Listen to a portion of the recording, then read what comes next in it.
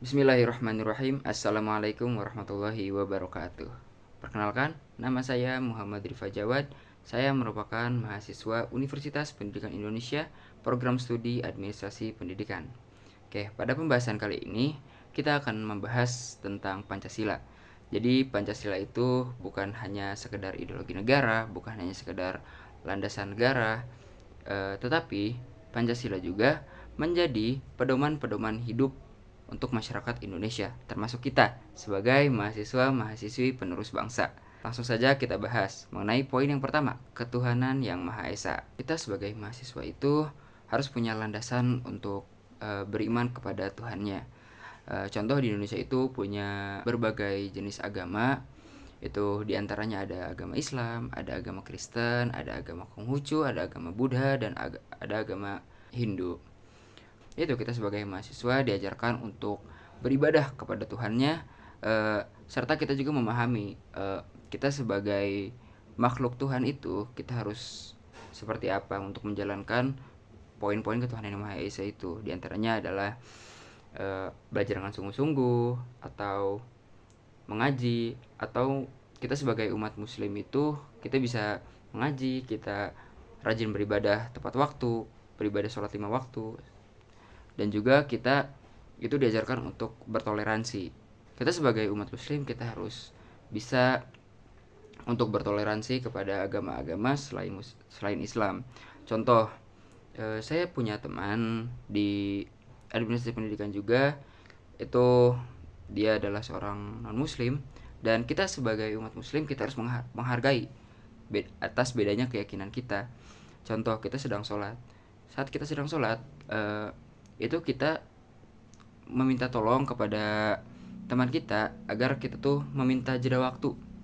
Seperti halnya kita sedang rapat. Saat sedang rapat itu ada berbagai jenis keyakinan di antara orang-orang yang mengikuti rapat. Maka hendaknya ketika azan berkumandang kita itu menghargai kalau umat muslim harus segera sholat. Oke, lanjut pada poin yang kedua, kemanusiaan yang adil dan beradab. Kemanusiaan yang adil dan beradab, berarti ada kata beradab kan di situ. Contoh, kita sebagai mahasiswa yang beradab, kita itu saat sedang kegiatan belajar mengajar di kelas, contoh mahasiswa yang beradab itu kita duduk dengan sopan, kita menyapa dosen, kita senyum ke dosen, kita ramah, dan dosen pun seperti itu. Lalu selain ke dosen juga kita bisa ramah ke teman-teman kita semua.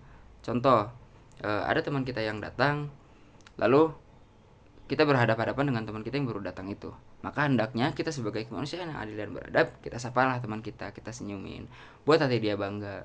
Seperti itu. Lalu jika ada dosen itu bertemu pas-pasan dengan kita sebagai mahasiswa, maka hendaknya jika kita mengenali dosen tersebut, maka hendaknya sebagai manusia yang beradab itu kita salim kepada dosennya, kita tanyakan kabarnya seperti apa. Seperti itu. Lalu lanjut pada poin yang ketiga, persatuan Indonesia. Oke, sebagai mahasiswa kita tahu dong kalau misalnya banyak keragaman di Indonesia ini. Contohnya keragaman ras, keagamaan, kepercayaan, keberagaman budaya. Contoh, pada kehidupan saya itu budayanya budaya dari Cirebon, yang dimana wataknya itu dan intonasi suaranya itu bisa dibilang keras lah. Jadi karena di pinggir laut atau di bagian utara, jadi di bagian pesisir itu rata-rata orangnya ngomongnya itu rada keras walaupun dekat.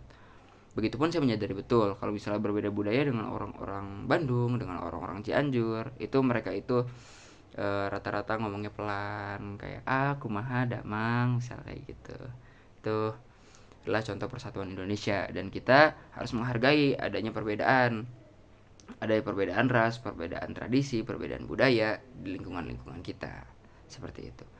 Oke, lanjut poin yang keempat, kerakyatan yang dipimpin oleh hikmat kebijaksanaan dalam permusyawaratan perwakilan. Pada poin keempat ini kita sebagai masyarakat demokrasi hendaknya kita membuat organisasi-organisasi yang dapat membangun adanya rakyat, adanya pemimpin, itu untuk melatih kita sebagai warga Indonesia. Karena kita tahu kalau negara ini negara demokrasi. Contoh, ada pemilihan presiden mahasiswa.